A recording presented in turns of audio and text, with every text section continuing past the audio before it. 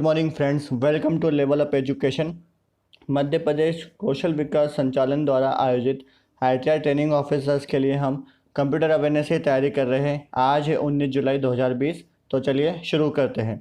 Question number first, निम्नलिखित में से कौन सा टेक्स्ट से कॉम्बिनेशन की कॉपी फॉर्मेटिंग के लिए शॉर्टकट की कॉम्बिनेशन है। हमें ये बोल रहा है कि अगर हमने कोई भी टेक्स्ट लिया है और उसको हमने कॉपी किया है तो इसमें से बताना है जो ऑप्शंस है, इन ऑप्शन में से ऐसा कौन सा कॉम्बिनेशन या शॉर्टकट की है जो कि टेक्स्ट की कॉम्बिनेशन की कॉपी फॉर्मेटिंग करता है। ये option Alt + Shift + C, Tab + Shift + C, Ctrl + Shift + C और F1 + Shift + C। तो इसका आंसर है C, Ctrl + Shift + C। Next question, power point का कौन सा व्यू प्रेजेंटेशन के प्रत्येक स्लाइड को थंबनेल के रूप में प्रदर्शित करता है और स्लाइडर को पुनः व्यवस्थित करने के लिए उपयोगी है। देखिए, हम बात कर रहे हैं यहाँ पे पावर पॉइंट की, और पावर पॉइंट में हम किसकी बात कर रहे हैं? प्रेजेंटेशन की। ऑप्शन क्या है हमारे पास? Slide show, slider sorter, slide master और नोट्स। तो ऑप्शन क्या कहते हैं? Slide show, slide sorter, slide master and notes. तो इसका आंसर है वो है बी, स्लाइड सॉर्टर। अब आप ये इमेज देख रहे हैं, इस इमेज में देखिए ये हमारे पावर पॉइंट की इमेज है। इसमें हम व्यू पे जब क्लिक करते हैं तो हमारे पास एक ऑप्शन आता है स्लाइड सॉर्टर का। लेकिन उसके पहले हम ये पिक में देखना चाह रहे हैं कि जब हम व्यू पे क्लिक करते हैं तो हमारे पास जो प्रेजेंटेशन में 1 लिखा हुआ है, 2 लिखा हुआ है, तो प्रेजेंटेशन नॉर्मल व्यू होता है। लेकिन जब हम दूसरे पिक की बात करते हैं तो इस पिक में आप देखिए, इस पिक में जैसे ही हम स्लाइड सॉर्टर पर क्लिक करते हैं तो ये किस तरह से अरेंज हो जाता है, एक तरह से थंबनेल के रूप में प्रदर्शित करता है। और स्लाइडर को अगर वापस पुनर्स्थित व्यवस्थित करने के लिए उपयोगी होगा तो इसका आंसर रहेगा स्लाइड सॉर्टर। ठीक है, मुझे लगता है आपको सही में होगा पावर पॉइंट में कैसे यूज़ होगा। नेक्स्ट क्वेश्चन, सबसे पहले इलेक्ट्रॉनिक डिजिटल कंप्यूटर में क्या था? देखिए, पहले हमें पता होना चाहिए कि सबसे पहला इलेक्ट्रॉनिक डिजिटल कंप्यूटर कौन सा था। तो इसका आंसर है ENIAC। इसको हम बोलते हैं electronic numerical integrator and computer. It was the first electronic general purpose digital computer. ENIAC was completed in 1945 and first put to work for practical purpose on December 10, 1945. अब इसमें बोला जा रहा है, जैसे हम बात करते हैं ENIAC, तो इसमें जनरेशन चलते थे, first generation, second generation, third generation, fourth generation and fifth generation. First generation में क्या थे? Vacuum tubes. सेकंड जनरेशन में क्या थे? ट्रांजिस्टर्स। थर्ड जनरेशन में हुए इंटीग्रेटेड सर्किट्स। फोर्थ जनरेशन में हुआ है VLSI, जिसको बोलते हैं very large scale integration circuit. और फिफ्थ जनरेशन हम बात कर रहे हैं आर्टिफिशियल इंटेलिजेंस की। तो ये जो हमारा ENIAC है वो हम बात कर रहे हैं फर्स्ट जनरेशन की। अगर फर्स्ट जनरेशन में हमारे पास ऑप्शंस क्या क्या है? Neural network, semiconductor memory, physiologic और इलेक्ट्रॉनिक वॉल्व। तो इसका जो आंसर है वो है डी, इलेक्ट्रॉनिक वॉल्व। अब कहीं कहीं जगह पर आपको इसके ऑप्शंस में थर्मो आयनिक वॉल्व भी मिलेंगे, तो वो भी इसका आंसर आपको रहेगा। अब आप ये जो पिक देख रहे हैं, ये पिक है ENIAC की, the world first electronic large scale general purpose digital computer है। ठीक है, तो मुझे लगता है कि आप ये पिक देख कर समझ जाएंगे कि इसका जो आंसर है वो है इलेक्ट्रॉनिक वॉल्व। नेक्स्ट क्वेश्चन, निम्नलिखित में से कौन एक रिकॉर्ड को विशिष्ट रूप से पहचानने के लिए सामूहिक रूप से लिए गए एक या अधिक विशेषों का एक समूह है?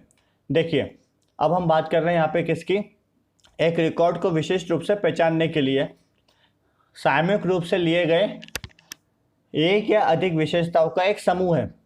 ऑप्शन क्या है हमारे पास? सुपर की, कैंडिडेट की, सब की और फॉरेन की। तो इसका जो आंसर है वो है आंसर सुपर की। अब हम एक एक करके सारी की के बारे में समझते हैं। पहले हमने बोला super key. Super key is a set of attribute within a table whose value can be used to uniquely identify a tuple. We only need, per example, the set employee ID. This is the minimal super key. That is, minimal set of attribute can be used to identify a single tuple. A super key is the combination of column that uniquely identify a row in a table. अब आप इसमें एक चीज देखिए, ये आप जो pick देख रहे हैं, इस पिक को देख के समझने की कोशिश करते हैं। मैंने बात करी आपसे सुपर की। सुपर की में आपने क्या बोला है? अगर मैं रो को यूनिकली आइडेंटिफाई कर रहा हूं तो मेरे पास सुपर की क्या है? ID। सुपर की दूसरा क्या है? नेम। और तीसरा क्या है उसका? Phone number. ये मेरे क्या थे? सुपर की। तो सुपर की आपको मुझे लगता है कि समझ में आया होगा कि super key is any combination of field with in a table that uniquely identify each record with in the table. अब यहाँ पे मैं बात करता हूँ आपसे बाकी के ऑप्शंस की। जैसे मैंने बोला कैंडिडेट की, अब मैं कैंडिडेट की बात करता हूँ, तो आप ये पिक देखिए, इस पिक में आपको रो और कॉलम दिख रही है। रो और कॉलम में अब मैं बात कर रहा हूँ कैंडिडेट की, तो student ID, first name, last name और कोर्स आईडी। तो कैंडिडेट की क्या हो गया इसका, स्टूडेंट आईडी। अब कैंडिडेट की क्या होता है हमारा, वो हम जान लेते हैं। Candidate key is a subset of a super की।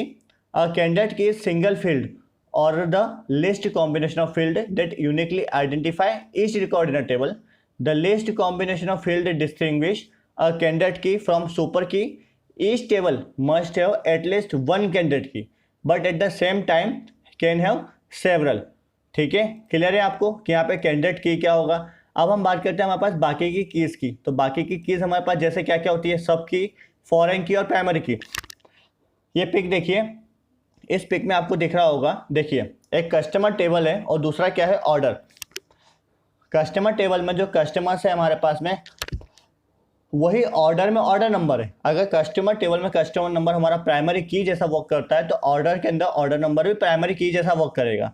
वहीं पर अगर कस्टमर टेबल पे कस्टमर नंबर और ऑर्डर के अंदर कस्टमर नंबर है, तो वो एक तरह से किस जैसा बिहेव करेगा, वो एक तरह से फॉरेन की जैसा बिहेव करेगा। तो मुझे लगता है कि आपको समझ में होगा कि इतनी सारी की का अलग अलग फंक्शंस कैसे यूज होता है। ठीक है, नेक्स्ट क्वेश्चन। सेकेंड जनरेशन में डाटा को स्टोर करने के लिए किस प्रकार की प्राइमरी मेमोरी का उपयोग किया जाता है। देखिए, इसमें हम बात कर रहे हैं डाटा को स्टोर करने के लिए किस प्रकार की प्राइमरी मेमोरी की बात कर रहे हैं। और अभी मैंने आपको जनरेशन बता दिए हैं कि कौन कौन से जनरेशन पे क्या क्या यूज़ होता था। तो सेकंड जनरेशन में क्या यूज़ होता है, हमारे ट्रांजिस्टर्स। ठीक है, तो इसका जो आंसर है ऑप्शन में क्या क्या, paper tape, magnetic core, magnetic tape और आईसी। तो इसका आंसर है बी, मैग्नेटिक कोर। अब आप जो पिक देख रहे हैं वो पिक है मैग्नेटिक कोर सेकंड जनरेशन की, जहाँ पे हम डाटा को स्टोर करने के लिए प्राइमरी मेमोरी जैसा यूज़ करते थे। ठीक है, नेक्स्ट क्वेश्चन। सीपीयू जिसे कहा जाता है जब पीसी के बारे में बात करते हैं तो कंप्यूटर के लिए सबसे ज़्यादा प्रोसेसिंग होती है। ऑप्शन क्या है, macro processor, RAM, memory system और माइक्रो प्रोसेसर। तो इसका जो आंसर है वो आंसर आपका रहेगा डी, माइक्रो प्रोसेसर। तो सीपीयू जिसे हम माइक्रो प्रोसेसर भी कहा जाता है। ठीक है, नेक्स्ट क्वेश्चन। किस ऑपरेशन को सिमिलरली स्ट्रक्चर टेबल के सेट को मिलाता है। अब हम बात कर रहे हैं यहाँ पे सिमिलर स्ट्रक्चर टेबल की बात करते हैं, तो बहुत सारे लोगों को पता होगा इसमें ऑप्शन क्या है, ज्वाइन, प्रोडक्ट, यूनियन और इंटरसेक्ट। तो इसका आंसर है आपका सी, यूनियन। ठीक है, नेक्स्ट क्वेश्चन। इंटरनेट ब्राउज करते समय निम्न में से किस की का उपयोग पूर्ण स्क्रीन या फुल स्क्रीन व्यू के लिए किया जाता है। ऑप्शन क्या है, F3, F11, F5 और F9। अब आपको मैं बताना चाहता हूँ इसका जो आंसर है वो F11। पहले हम जब पिक देखते हैं, इस पिक को देख के समझिए। इस पिक में क्या है, जब भी हम गूगल क्रोम या कुछ भी ओपन करते हैं तो नॉर्मल सिंगल टैब हमको दिखता है। वहीं अगर हम यूज़ कर रहे हैं और हमने जैसे ही F11 प्रेस किया, तो आप दूसरी पिक देखिए, उस दूसरी पिक में आपको ऊपर की स्क्रीन गायब दिखेगी। तो क्या होगा, ये फुल स्क्रीन व्यू कहलाता है। ठीक है, तो F11 जब भी आप प्रेस करेंगे तो फुल स्क्रीन व्यू हो जाएगा। Next question. एक एंटिटी रिलेशनशिप डायग्राम में डबल रेक्टेंगल का प्रतिनिधित्व कौन करता है। देखिए, ये क्वेश्चन इंपॉर्टेंट इसलिए है क्योंकि ER डायग्राम की बात चल रही है। जब भी हम एंटिटी रिलेशनशिप की बात करते हैं, जहाँ पे हम बात कर रहे हैं डबल रेक्टेंगल की, तो ऑप्शंस क्या क्या है हमारे पास में, weak entity set, relationship set, derived attribute और मल्टी वैल्यूड एट्रीब्यूट। तो इसका आंसर क्या रहेगा, वीक एंटिटी सेट। अब आप ये पिक देखिए, पिक में आपके पास क्या क्या है, पिक में आपके पास में रेक्टेंगल शेप दिख रहा है, आपको डायमंड शेप दिख रहा है और सर्कल शेप दिख रहा है। तो जो डायमंड शेप में आपको दिख रहा है, एक तरह से बात कर रहा हूँ मैं, वो आइडेंटिफाइंग रिलेशनशिप सेट है। टोटल पार्टिसिपेंट आप बात कर रहे हो वीक एंटिटी सेट। तो आपका आंसर क्या हो गया, वीक एंटिटी सेट। अब आप इसी में दूसरा पिक देखिए, उस दूसरे पिक में आपको नंबर ऑफ इंक्वायरीज देके रखी हुई है कि कौन सी पिक, कौन सी इमेज क्या रिप्रेजेंट करती है। जैसे आपका भी हमने बात करी है एक एंटिटी रिलेशनशिप डायग्राम में डबल रेक्टेंगल, तो आप ऑप्शन में देख सकते हैं कि डबल रेक्टेंगल क्या शो कर रहा है, रिप्रेजेंट वीक एंटिटी। ऐसे ही यहाँ पे नंबर ऑफ वैल्यूज और नंबर ऑफ डायग्राम्स देके रखे हुए हैं, नंबर ऑफ सेंटेंसेस, वर्ड्स देके रखे हुए हैं। तो यहाँ से कहीं से भी किसी से भी क्वेश्चन बन सकता है, तो आपको ध्यान रखना पड़ेगा। Rectangle represent entity, semi circle, sorry circle हम बात कर रहे हैं जिसको हम बोल सकते हैं रिप्रेजेंट एट्रीब्यूट, और जो डायमंड शेप है वो रिप्रेजेंट क्या करता है, रिलेशनशिप। तो यहाँ से क्वेश्चन कैसा भी बन सकता है आपका। ठीक है, नेक्स्ट क्वेश्चन। निम्न में से कौन सा लॉक जो एक ही तालिका की विभिन्न पंक्तियों पर पहुंचने के लिए समवर्ती लेन देन जिसको बोलते हैं कॉन्करेंट ट्रांजैक्शन की अनुमति देता है। तो हम यहाँ पे बात कर रहे हैं कॉन्करेंट ट्रांजैक्शन की। तो इसके ऑप्शन क्या है? Row level lock, table level lock, field level lock और डाटाबेस लेवल लॉक। तो इसका जो आंसर है वो आंसर क्या है आपका? Field level lock. देखिए यहाँ पे हम जब लेवल लॉक की बात करते हैं तो इसको बोलते हैं हम ग्रेन्युलरिटी लेवल लॉक्स। तो ग्रेन्युलरिटी लेवल लॉक्स में क्या इंडिकेट करता है? डाटाबेस लेवल जो कि एंटायर डाटाबेस बताता है, table entire table is locked, page level lock as entire disk page, then row level locks single row of table और field level locks a single attribute of table. तो मुझे लगता है कि आपको यहाँ पे चीज़ें समझ में आई होगी कि ये क्या वर्क करता है। अब हम यहाँ पे एक और चीज़ बताता हूँ। It also deals with the cost of implementing locks depending upon the space and time. Here, space refers the data structure in DBMS for each lock and time refers the handling of lock request and release. हमने क्या बोला? There are two types of lock granularity. First, fine granularity, then second, coarse granularity. अब हम बात कर रहे हैं fine granularity, which is small item size, and coarse granularity refers large item size. Size decided on the basis of database record, field value, disk block, a whole file and a whole database. ठीक है, तो इसका जो answer है full level lock है। मुझे लगता है कि आपको समझ में होगा कि लेवल लॉक होता क्या है, और आपको डिटेल पढ़ना है तो आप डिटेल पढ़ सकते हैं। ठीक है, नेक्स्ट क्वेश्चन, डेटाबेस सिस्टम के रिलेशनशिप मॉडल के CODD नियम में कितने नियम है? देखिए ये क्वेश्चन मुझे थोड़ा सा कंफ्यूजिंग लगा है, आप लोगों को भी कंफ्यूजिंग लग सकता है, लेकिन अगर आप थोड़ा डिटेल में पढ़ते हैं इसको तो कंफ्यूजिंग नहीं होना चाहिए। क्यों? क्योंकि मैंने बोला है CODD नियम। अब CODD नियम जब आप पढ़ने जाते हो तो वहाँ पे बोला जाता है 13 गोल्डन रूल्स, लेकिन यहाँ पे हम बात कर रहे हैं यहाँ पे 12 गोल्डन रूल्स। देखिए ऑप्शन क्या क्या है? 11, 12, 13, 14। उसके पहले हम जान लेते हैं कि आंसर क्या होगा इसका, या तो 12 होगा या तो 13 होगा। लेकिन हम जानते हैं कि CODD नियम है क्या?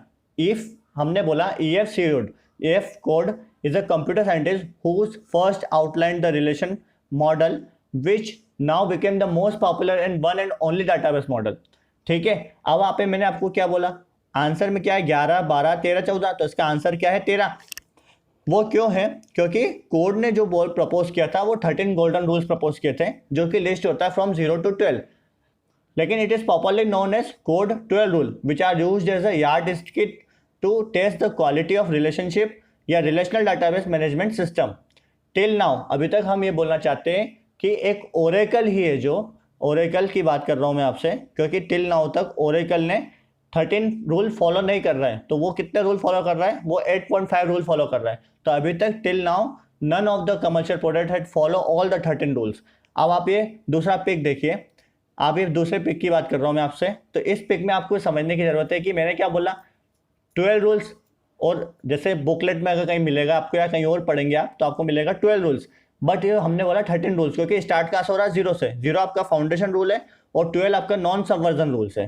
तो आप यहाँ पे कंफ्यूजन ना हो, आपको जैसा लगता है उस हिसाब से आप आंसर ढूंढने की कोशिश करें कि आप 12 लगाए या 13 लगाए, लेकिन मेरा जो आंसर है वो है यहाँ पे 13। ठीक है, नेक्स्ट क्वेश्चन, इनमें से कौन सा PHP का एक गलत वेरिएबल नाम है? देखिए जब भी आप PHP पढ़ते हैं तो PHP की हम बात कर रहे हैं, इतना समझ में आना चाहिए कि जब भी हम डॉलर साइन लगाते हैं तो डॉलर साइन लगने के बाद ही आप क्या रिप्रेजेंट करते हो? किसी नेम को, ना कि किसी नंबर को। तो यहाँ पे ऊपर के 3 ऑप्शन आपको दिख रहे हैं, वो नेम एज रिप्रेजेंट कर रहे हैं, और जो लास्ट D वाला है वो आपका नंबर रिप्रेजेंट। तो इसका आंसर क्या होगा? जो गलत वेरिएबल नाम है वो है $216 सिटी, जो है D। अब आप ये पिक देखिए, इस पिक में देखिए डॉलर वेरिएबल बॉब है लिखा हुआ है और डॉलर वेरिएबल जॉय लिखा हुआ है। नीचे आते हमने बोला डॉलर वेरिएबल के साथ में 4 लगाया हमने, तो वो इनवैलिड कहला गया, क्योंकि वहाँ पे पहला नंबर दिया हुआ। लेकिन उसी के बाद में हमने क्या दिया हुआ है? एक अंडरस्कोर, तो उसको हमने वैलिड वेरिएबल माना हुआ है। ठीक है, next question, port protocol device control करता है। तो यहाँ पे हम बात कर रहे हैं पोर्ट प्रोटोकॉल की, जो कि एक और नया प्रोटोकॉल निकल के आया है। तो पोर्ट प्रोटोकॉल आप पढ़ सकते हैं, मैं इसका डिटेल डिस्क्रिप्शन आपको बिल्कुल नहीं दूंगा। जो इसका आंसर आपका रहेगा वो आंसर रहेगा C सिस्टम। तो इसमें ऑप्शन क्या क्या थे? Database, network, system, server. तो इसका जो आंसर है वो है system. Port protocol system device control करता है। ठीक है, नेक्स्ट क्वेश्चन, VB.NET में अरे डिक्लेयर करने के लिए केस ब्रैकेट का प्रयोग किया जाता है।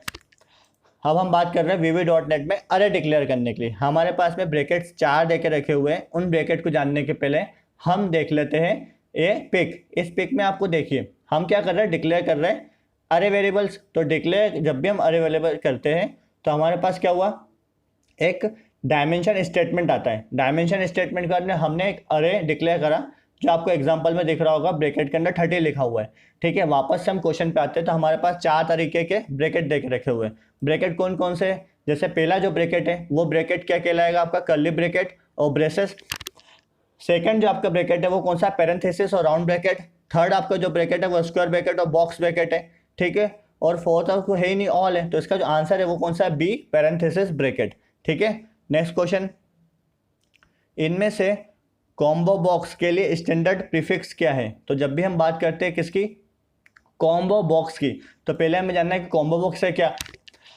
Combo box is commonly used graphical user interface और control. Traditionally it is combination of drop down list और list box and single line editable text box allowing the user to either type a value directly और select a value from the list. तो इसका जो answer है वो answer है क्या, ACMB। ठीक है, नेक्स्ट क्वेश्चन, XML स्कीमा किससे रिलेटेड है। तो हम यहाँ पे बात कर रहे हैं XML स्कीमा की। अब XML स्कीमा जब भी हम बात करते हैं तो इसको थोड़ा सा एक और हम जब डिटेल डिस्क्रिप्शन पढ़ते हैं तो XML होता क्या है, एक्सटेंसिबल मार्कअप लैंग्वेज। तो इसको हम थोड़ा पढ़ते हैं तो इसको हम बोलते हैं XSD। ठीक है, और XSD का आप मुझे फुल फॉर्म जरूर बताइएगा डिस्क्रिप्शन बॉक्स में कि वो होता क्या है। अभी D का मतलब होता है डेफिनेशन और XS का क्या मतलब होता है मुझे आप जरूर बताइएगा। अब यहाँ पे ऑप्शंस क्या क्या है, properties and method, structure and data, elements and attributes, tables and relationship. तो इसका जो आंसर है वो क्या है, C, एलिमेंट्स एंड एट्रीब्यूट। तो XML स्कीमा किससे रिलेटेड है, एलिमेंट्स एंड एट्रीब्यूट से। Next question, network interface card से संबंधित 10/100 को क्या कहते हैं। देखिए जब भी हम बात कर रहे हैं नेटवर्क इंटरफेस कार्ड की, तो नेटवर्क इंटरफेस कार्ड से जब भी हम बात कर रहे हैं 10/100, ऑप्शन क्या क्या है, प्रोटोकॉल स्पीड, मेगाबिट्स पर सेकंड, फाइबर स्पीड, इनमें से कोई नहीं। तो इसका आंसर है बी, मेगाबिट्स पर सेकंड। तो 10/100 क्या रिप्रेजेंट करेगा, मेगाबिट्स पर सेकंड। ठीक, next question, input output card पर 34 पिन कनेक्शन किसके लिए है। ऑप्शन क्या है, SCSI drive, IDE drive, zip drive और फ्लॉपी ड्राइव। तो इसका आंसर है डी, फ्लॉपी ड्राइव। SCSI में आपको पढ़ा चुका हूँ, IDE में आपको पढ़ा चुका हूँ कि क्या होते हैं, इनके फुल फॉर्म्स मैंने आपको बता चुका हूँ। ठीक है, अब यहाँ पे मैं बात कर रहा हूँ आपसे किसकी, फ्लॉपी ड्राइव की। तो आप जो पिक देख रहे हैं वो पिक आपकी 40 ड्राइव है जिसमें 34 पिन है और 40 पिन है।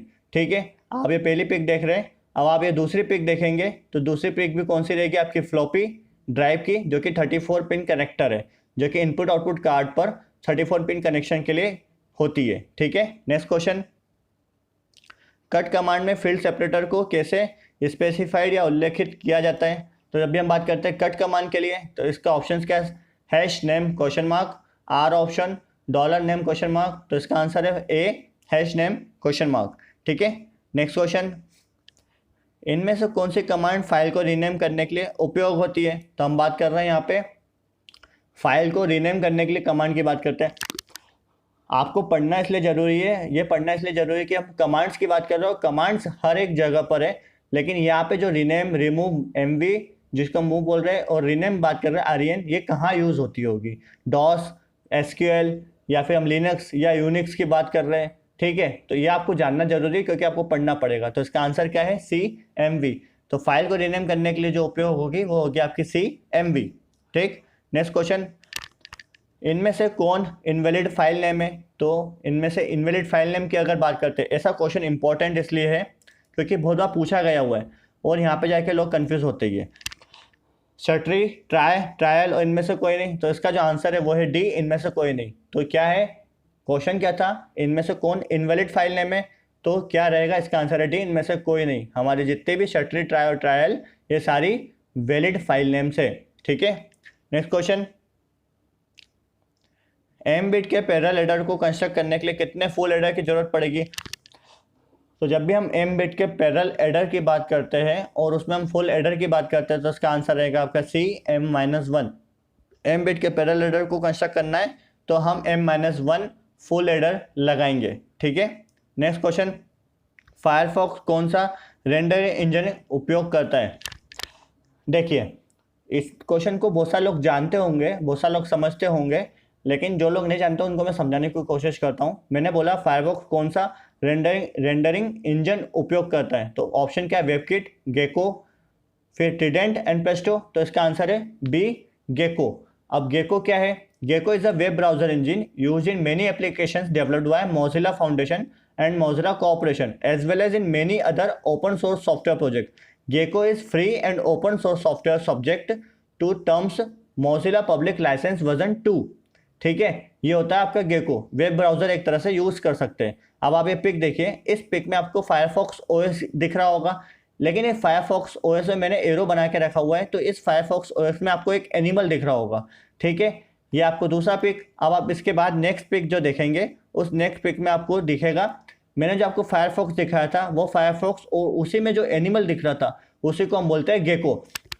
ठीक है, अब समझ में आया कि गेको है क्या? गेको आपका वेब ब्राउजर है और एक तरह का उन्होंने लोगो बना के रखा हुआ है। और ये लास्ट वाला आप जो पिक देख रहे हैं उसी को हम बोलते हैं गेको। एक तरह से लिजार्ड की बात करते हैं हम। लिजार्ड होता है जो कि ओरिजिनल एनिमल है, उसी को एज अ लोगो यूज किया गया है फायरफॉक्स ऑपरेटिंग सिस्टम में। ठीक है, तो मुझे लगता है कि आपको समझ में होगा कि गेको क्या होता है। नेक्स्ट क्वेश्चन, आईडीई का पूर्ण नाम क्या है? तो आईडीई क्या होता है? इसका आंसर है आपका ऑप्शन क्या है? Internet development environment, intelligent development environment, integrated development environment. इनमें से कोई नहीं, तो इसका आंसर है सी, इंटीग्रेटेड डेवलपमेंट एनवायरनमेंट। ठीक है, नेक्स्ट क्वेश्चन, बाइनरी में क्लास बी नेटवर्क एड्रेस का एड्रेस रेंज क्या होता है? अभी मैंने इतने सारे वीडियो बनाए हैं, उतने सारे वीडियो में मैंने class A, class B, class C, class D और क्लास ई के एड्रेस रेंजेस मैंने सारे समझाए हुए हैं कि रेंज कहाँ से कहाँ तक जाता है। मैं एक बार फिर समझाता हूँ, लेकिन ये नया क्वेश्चन इसलिए है क्योंकि क्लास बी नेटवर्क एड्रेस के अंदर एड्रेस रेंज तो मैं आपको बताऊंगा। अब आप ये पिक देखिए, एड्रेस क्या है? ए बी सी डी ई।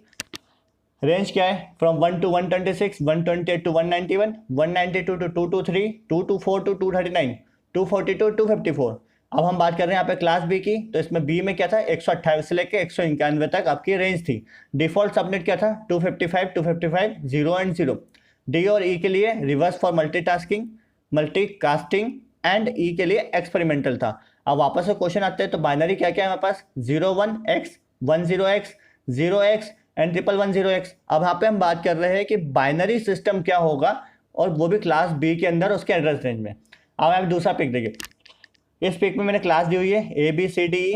अब हम बाइनरी ने देखते हुए हम बात करते हैं स्टार्टिंग आईपी एड्रेस की और लास्ट आईपी एड्रेस की। स्टार्टिंग आईपी एड्रेस ए में कहाँ से स्टार्ट हुआ? 1 से 126, देन बी में 128 से 191, देन सी 192 से 223, then D 224 to 239, then E 240 to 255।